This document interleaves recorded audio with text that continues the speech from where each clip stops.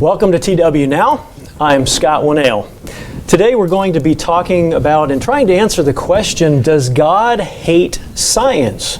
Perhaps you've heard this question posed. Perhaps you've seen the arguments between science and scientists and creationists on the other side. We're going to try and talk about those things today. You've probably noticed as well that the media gets involved in this argument and tries to pit one against the other, trying to create foes. A recent article in explorable.com made the following observation. The rise in religious fundamentalism has been mirrored by a rise in scientific fundamentalism. Intelligent design versus evolution has become a battleground, with each side drawing lines in the sand, refusing to take a backward step.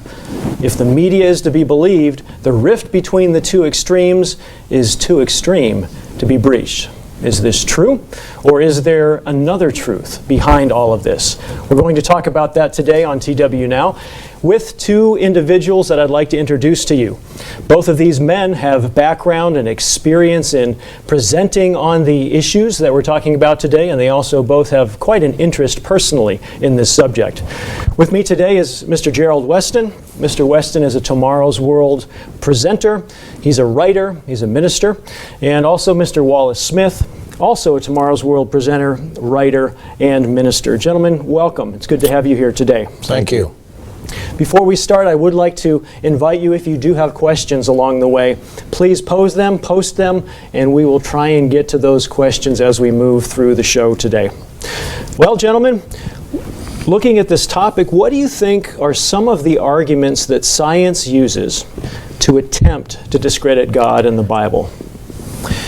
Well, we say science uses these arguments, and really, when it comes to both science and belief in God, it boils down to people. The people who are conducting and talking about science to the world, and those who are professing belief in God. And at least one of the things I often hear aren't actually things that have to do with God, but more about the people who profess belief in God and some of their knee-jerk reactions to some of the things they hear come out of the science community, whether it's discussions of the Big Bang, even these days more extreme things, people who will claim that they believe in a flat earth. And they'll often use the arguments of these individuals when that really isn't about having a difference with God. It's really more having a difference with the individuals themselves and what they're proclaiming, I think, to be true. Okay. I think that as you're explaining there, we have untenable positions on both sides. We have the young earth creationists who are trying to explain something that the Bible doesn't require, and science has clearly shown that there are huge holes in that. On the other side, we have scientists who believe in macroevolution, where life came from non-living, and that's every bit as untenable as some of the religious views. When you really look at the facts, not what people think, and so many people have gone through high school or even college biology classes, and they've been indoctrinated with evolution, but they've not really looked at the new scientific evidence that's out there.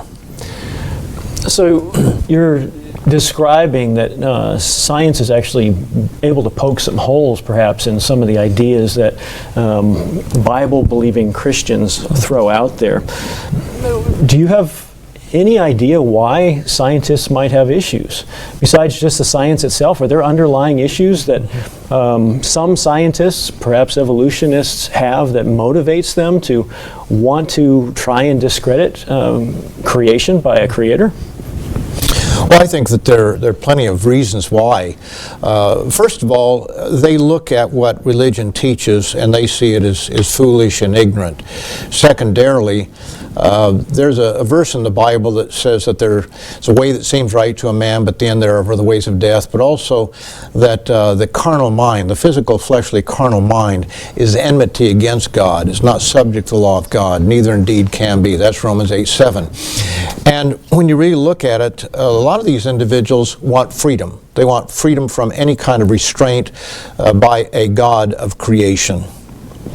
Yeah, I would add that that's not to say that all scientists feel this way, and certainly I know many scientists and read many scientists that uphold good moral values and believe in a the value of family and trying to do right by your neighbor, essentially. But at the same time, there is a draw to science as sort of a substitute for religion in terms of the search for truth, because it doesn't make any kind of moral demands on you. I think neurologist Sam Harris, a good example of a scientist who has sort of jumped into the philosophical realm as well and tried to say that science itself can reveal morals to us. But then when you read his book, one in particular, the Moral Landscape, he essentially borrows from belief in God certain ideas of what are right and wrong, and talks about how science can help us to understand the details of how to achieve some of those things.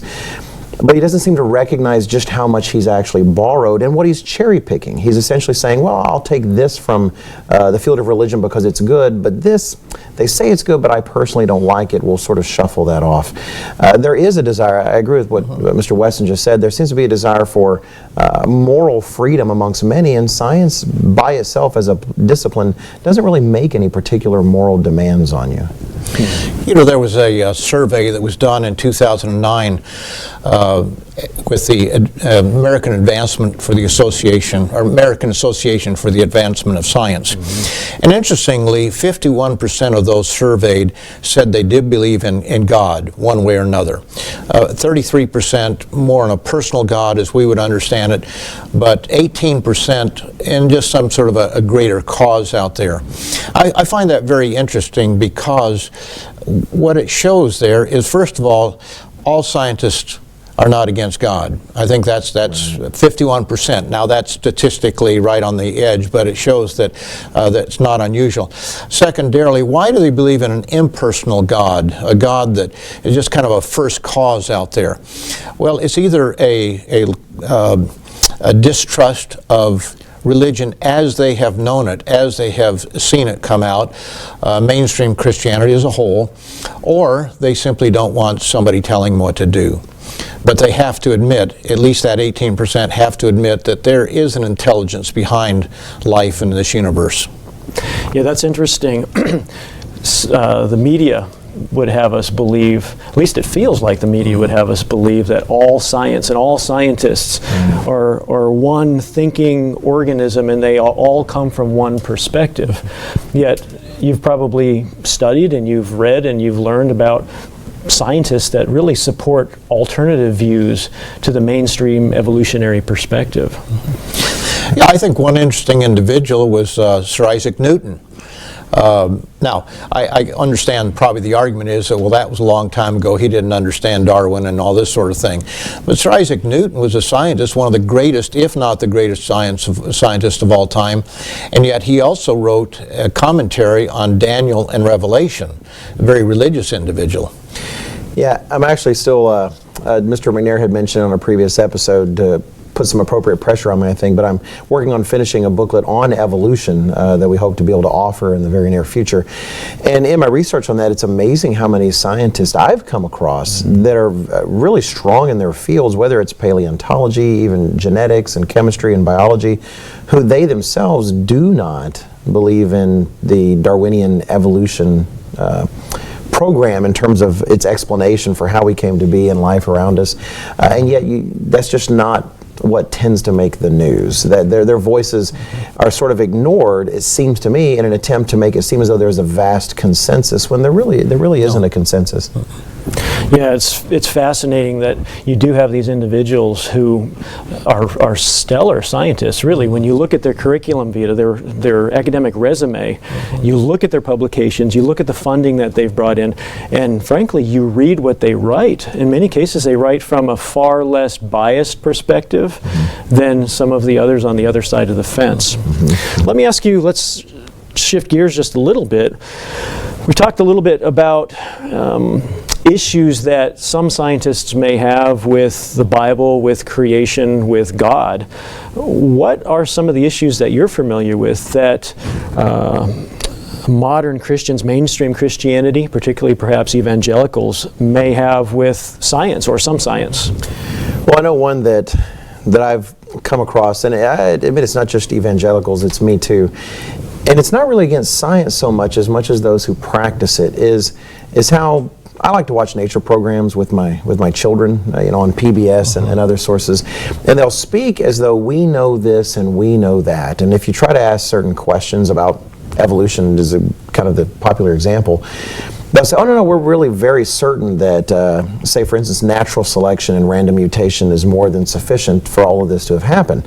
But then when they start to discover possible alternatives, in particular, in my research, I came across a scientist who came across a very good alternative, theoretically, for how evolution could take place and achieve perhaps greater gains in quicker time. But one of the things he says is, well, we've always known that natural selection and random mutation isn't sufficient. And I thought, well, then why have you been saying that random mutation and natural selection is sufficient? And so there is this growing chorus of those who are frustrated with, almost as if they've been lied to, as if the facts aren't being honestly presented because they're afraid of what, frankly, those of us who do believe in a design will do with those things. And so I think those in the Christian community are frustrated by that because they want to feel like they're hearing something true, but they feel like they're hearing more of an agenda. I think the modern discoveries in biochemistry, microbiology specifically, have shown that the cell is incredibly complex. One of the things I often talk about in our Tomorrow's World presentations, where we go out and speak to some of our subscribers, is the kinesin or kinesin. It's pronounced different ways by different individuals, but kinesin or kinesin. It's a little truck. And in our cells, think how small our cells are. We have 40 different ones because each one carries a different cargo or a different type of cargo. It's like a trailer hitch that will not carry every cargo.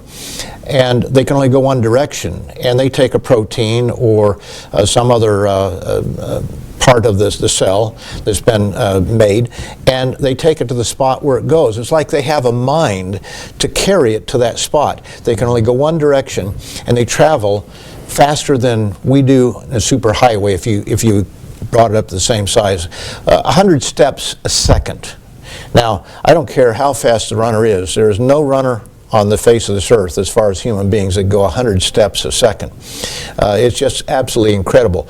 But they go on these little microtubules. And as numerous scientists have pointed out, the cells are more complicated than any machine ever made by man. And we are to assume that this just happened all by itself. There is no such thing as a simple cell. And a lot of people are coming to understand that. And it's really creating problems for science. And the more they deny it, the more their credibility is lost. So basically what you're talking about is this incredible complexity on a subcellular level. It just doesn't make sense statistically even. The odds are against something like this evolving on its own. There had to be something else involved in creating something this complex on such a small scale.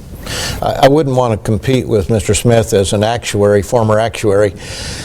But statistically speaking, it's just absolutely impossible. A protein. Now, a protein is what makes up life in that sense. It's the amino acids make up the proteins. In order to create a single protein, by chance, the odds of a 200-string amino acid protein is one chance in one with 260 zeros behind it. Now, when I read that and then read the next statement in Bryson's book that that's more atoms than exist in the known universe, I thought that can't be so. But Mr. Smith happened to be up in Mississauga, Ontario. And so we had him look that up, and sure enough, it's estimated it's one that the number of atoms in the observable universe going out 46 million light years, or was it million or radius of that, billion. Yeah, B with B, a with a B. Okay, it is 10 to the power of 82. Only has 78 to 82, and so when you think about that. 82 zeros at the most, as opposed to 260 for one single protein, of which there may be as many as 1 million different kinds of protein. It's staggering. It's just not going to happen. Yeah, you're in the realm of impossibilities. Absolutely. What is the statistically that when they say it's impossible? You know, people try to name it in different ways. For instance, for some studies, they'll say if something has the odds against it of, say, 19 out of 20 against it, 1 in 20, they'll say that's just really improbable. Theoretically, there's no definition of impossible, but rather when you do look at numbers like that, you see that calling that anything other than impossible just doesn't make any sense. Yeah. I'm going to ask you another question. We've got a question online that I think you can answer. And I'm going to pose the question, and then I want to interrupt real quick to address our audience here. The question is, do you think higher education is biased against spiritual or religious-based explanations? And I would add higher education or public education in general. But if you're just joining us now, I want to welcome you to TWNow. Today we're talking about the topic of, does God hate science? So you've jumped in on an interesting one, and I hope you'll find it interesting as we go forward, and in just a minute begin to get into a few answers to some of these questions. So back to that question, do you think there's a bias in education in general today against religious explanations? Yeah, I would say so. I was a public school teacher for a number of years before I became an actuary and before I was hired into the ministry. And I enjoyed talking about those sorts of matters with my students, but I was under some pretty strict controls. I could only talk about matters that were, say, biblical or spiritual if it was prompted by a question from the student to me personally.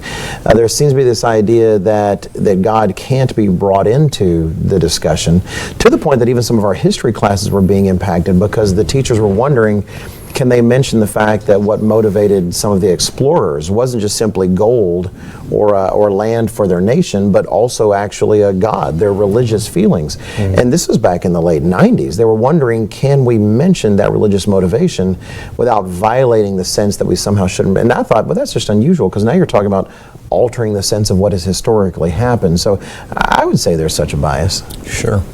I think it's without a doubt there is a bias. Now, I do believe that there are a lot of fair-minded teachers out there, professors, who would like to teach other things. But look at the court system. We can teach a theory called evolution that we somehow came from non-living material, but we can't teach intelligent design. And I understand part of the problem of that, again, is the young earthers out there that have created a problem.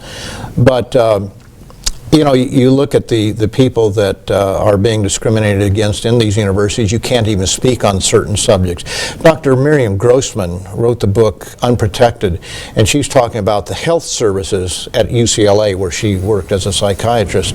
And she is very dogmatic about the fact that there are certain opinions you can express, certain ones you cannot express, and very clearly any kind of morality is just simply not allowed. I appreciate his mention of intelligent design. I think that's a wonderful test case because the intelligent design movement generally doesn't specify a particular designer. The designer could be, and I've even heard Richard Dawkins admit this possibility in spite of himself, that the designer could be some pimply alien teenager in another universe just running a simulation on some powerful computer, and they were okay with that. But it's amazing how Richard Dawkins in a discussion immediately had to move to, but if that were the case, we wouldn't have to obey that teenager. We wouldn't have to do what he said. But here you have professors, it's been documented in many cases, such as Ben Stein's Expelled and some documentaries like that, where these people have expressed just simply the concept that there must be intelligence in the design of life without specifying who or what, and yet they've been censored, they've been shuffled off to other departments or out. So is there a bias? I think it's fairly well documented there is. I have to jump in here with a personal anecdote. A number of years ago, I was teaching at a major state university, and they actually, a group on campus had invited an intelligent design presenter to come in and present on the campus. And there was quite a hullabaloo amongst the faculty in a faculty listserv at that time, debating whether they should, biology faculty, science faculty, should they allow their students to go to this or not. And there really was a consensus among the science faculty, no, we don't want our students going to this event. And for me as an instructor, as a teacher at a university that universities in this country typically have been bastions of free speech. Why wouldn't you want to send your students to that, even if you didn't believe in it? And then you could bring them back to your class and point out all of the problems with these theories. But they were so close-minded that let's not even send our students there. Let's actually tell them not to go. I was struck by that. Not surprised overly, but it sort of plays into that idea. Is there a bias? I think so as well. Let's move on to some answers here. As we think about the topics we've discussed, we've talked about sort of perspectives of some of science. We've talked about perspectives of some of religion. What do you think are some examples of how the Bible and science actually coalesce? How do they fit together? Does the Bible actually validate some science? Does some science actually add validity to the Scripture itself? Well, I certainly think it does. I think the fact that scientists try as hard as they might can't seem to get away from the idea that evidence points to the universe having a beginning. All the ideas they've come up with in terms of oscillating universes, we were talking about some of those earlier, the multiverse idea. If you look at, say, the work that they've done, the research they've done, it highlights that even in those cases there had to be some beginning point. And of course those who believe in what the Bible says in the book of Genesis have believed that from the beginning. Have believed in the beginning. I think it's a wonderful confirmation. In fact, that's part of the reason it's called the Big Bang, is because it was called that derisively by someone who was trying to dismiss the theory, saying, so you're just saying all of this came out of some sort of Big Bang, and ended up sticking, because that is indeed all the best evidence we have does point to the fact that the universe came seemingly from nothing, which is impossible, and so what did it come from? So I think that's just at least one area of agreement. Scientifically impossible or impossible? Impossible materialistically. That everything has to have a cause. The question is that cause is outside of their reach. Okay. Hebrews 11:1 or 11:2, I guess it is, talks about the fact that we in faith we believe that all things, the visible came from the invisible. I'm paraphrasing it rather roughly here, but that goes right back to the same question in the beginning.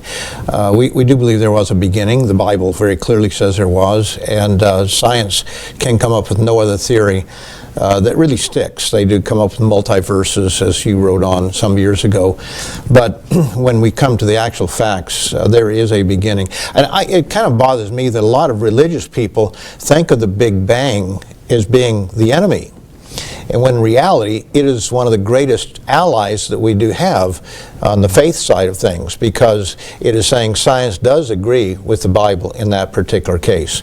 Right. I'm actually I've just finished an article for the September-October Tomorrow's World magazine about the fine-tuning of the universe. That's another thing that it's a conundrum for scientists currently.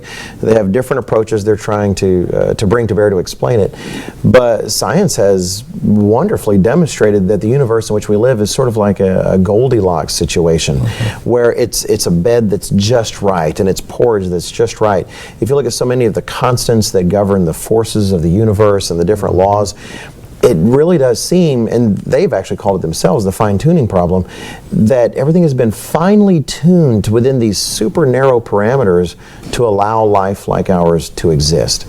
And there's no good explanation. They were hoping to find a set of laws that would make life sort of inevitable and obvious. And instead what they find is that it seems like life exists on a knife's edge, that really had any one of these varied by even the slightest, we wouldn't be here. And I think it may be confounding to them, but at the same time I think it's a wonderful a place of agreement between science and faith. Yeah, you know, gravity is one of those things that's talking about there as far as fine-tuning goes. If it was a little bit stronger, a little bit weaker, and the amount of strength or weakness is really fine-tuned, and that's just one of dozens, if not hundreds, of factors. Right, like if gravity were stronger, you'd have stars burning hotter and faster and more irregular, and not burning long enough for life to take place. At the same time, if gravity were a little weaker, you wouldn't have the gas being pulled in strongly enough to even truly ignite the stars. So yeah, that's just really one of so many. And that's really gravity on a stellar scale. Gravity changing even on the Earth itself would cause all kinds of issues. And the atomic attraction, again, for atoms to exist, has to be very finely tuned. Very much so. Here's a question that relates to the context that we're talking about. This is a question posted by someone in the audience. Is there scientific proof God is real? How do you answer that? How do we answer that in relation to both what science says and what the Scripture says? Well, if I can answer math-wise, the word proof always troubles me. Even we have a wonderful booklet, The Real God Proofs and Promises, which I highly recommend. But if you're saying proof in terms of mathematical proof, there's always an excuse that someone can make. I've seen people try to ignore the Bible by saying part of why it's so coherent and amazing is because time travelers or possibly aliens were involved in putting it together. So you can always come up with some kind of excuse. But if you think of proof in terms of, say, weighing the evidence, like in a court case, and you're looking at here's the evidence for and here's the evidence against, I think that very strongly the evidence from the fields of science weighs absolutely in favor of the existence of a God, to the point you'd actually have to really ignore a great amount of that evidence to conclude otherwise. I think they call it divine inference. In other words, when you weigh all the factors out, the fact that there's a God. And I think it's very interesting that Anthony Flew, who was an atheist for 50 years, eventually came to the conclusion there had to be some sort of a divine influence. Now, he didn't believe in God the way that we do, at least not at the beginning. I think he evolved on that. But he thought of the Christian God or the Islamic God as a cosmic Saddam Hussein, I think is the way he expressed it. But he had to come to the conclusion, based on the evidence that he could look at, that yes, there is an intelligence behind life and behind the universe.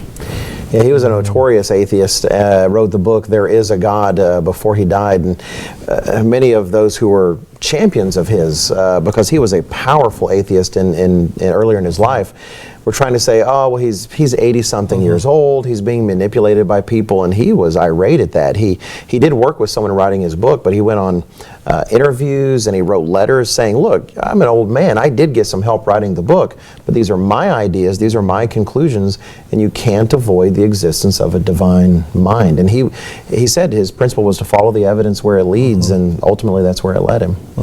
Yeah, that's fascinating to me that you got scientists, and again, not all scientists, but scientists who really espouse the scientific method, which is a systematic way of asking a question, posing a question, looking for data, for information to support or to discredit that question.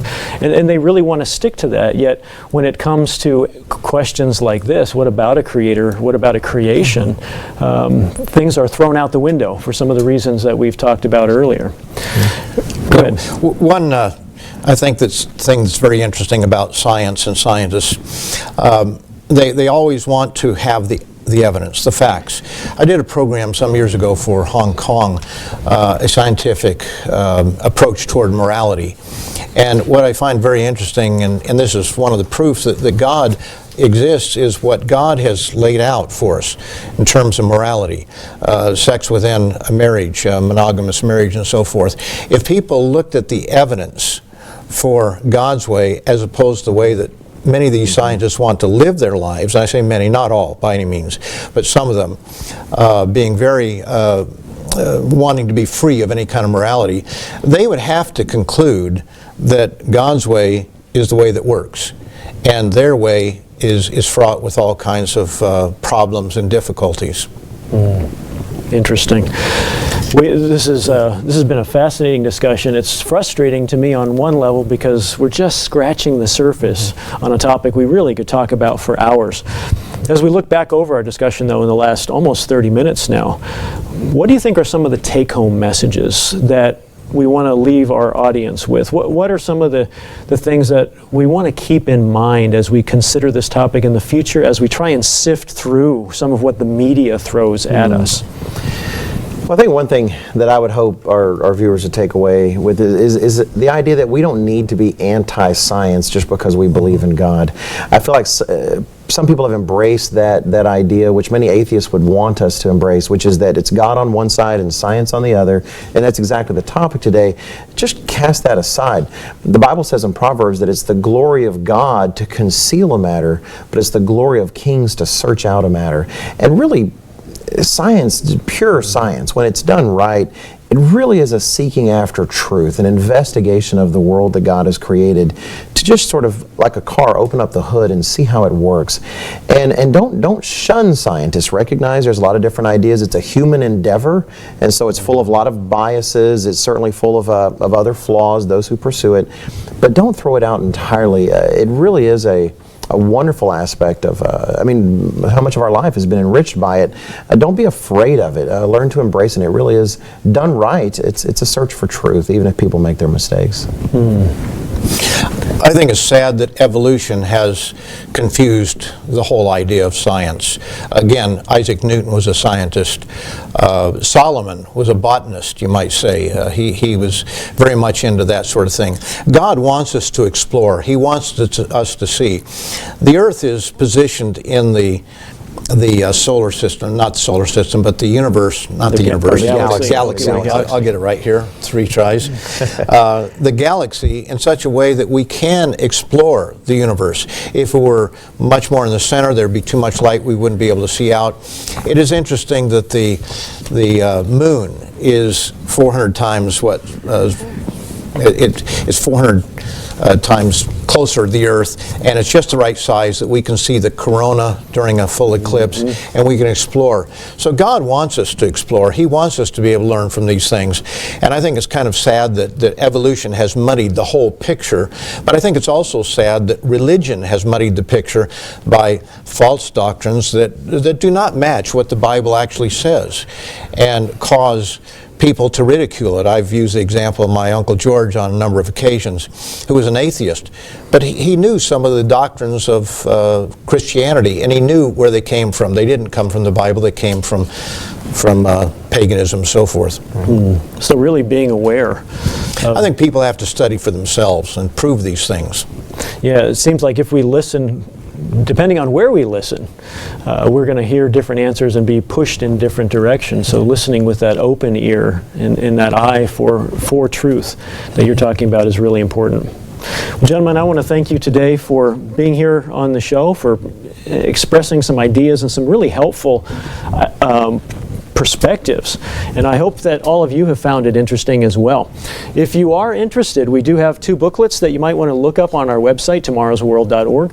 One is on the real God, proofs and promises. The other is on the Bible, fact or fiction. These are not scientific booklets, although they do touch on science, different branches of the sciences, to give you some things to think about in regard to the legitimacy of the Bible, of the God of the Bible, and actually using science in some of these cases to support that. Science and God really are not at odds, as some would have us believe. So I hope you'll take that away with you.